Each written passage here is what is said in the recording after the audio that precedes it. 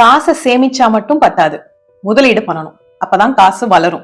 இது new equity series episode number 6. Invest பண்ணலாம். எல்லாருனாலையும் பெருசா இன்வெஸ்ட் பண்ண முடியாது. அதனால இன்வெஸ்ட் பண்ணாம இருக்கணும்னு அவசியம் கிடையாது. நம்மளால என்ன இன்வெஸ்ட் பண்ண முடியுமோ அதை பண்ணிடணும். ஸோ நான் ஒரு 3 ஆப்ஷன் எடுத்திருக்கேன். 0 or low risk investments. 1 by 1 பார்க்கலாம். First one RD, recurring deposit. நீங்க இதை ஒரு போஸ்ட் ஆஃபீஸ்லயோ பேங்க்லயோ போய் ஓபன் பண்ணிக்கலாம். மினிமம் டெபாசிட் 100ல இருந்து நீங்க ஒரு 500 per month போட முடியும்னா you can do. Maximum deposit கிடையாது.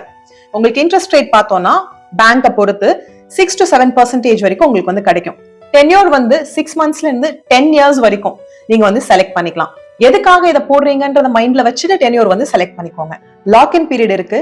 நீங்க ஒரு டென்யூர் செலக்ட் பண்ணிட்டீங்கன்னா ப்ரீமெச்சூர் வித்ட்ராவல் பண்ண முடியாது. டாக்ஸ் பெனிஃபிட்ஸ் இங்க கிடையாது.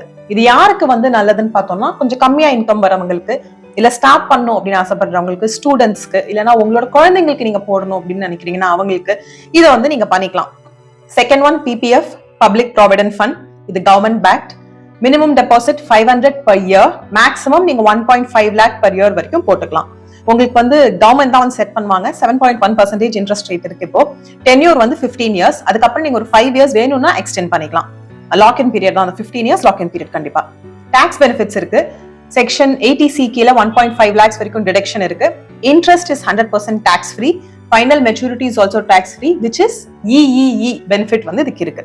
இது 100% safe, backed by government. One of the best long-term savings tool in India.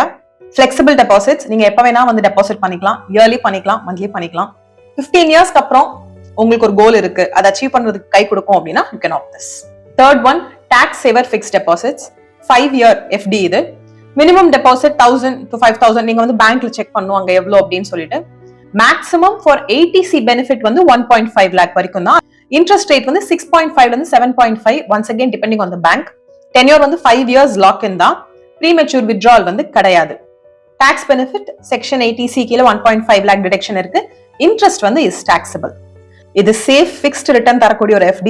கையில காசு நிக்க மாட்டேங்குது, லம்பா வந்தாலும் செலவாயிருக்குன்னா you can think about this. 5 years வரைக்கும் உங்க கையில அது ஹோல்ட்ல இருக்கும்.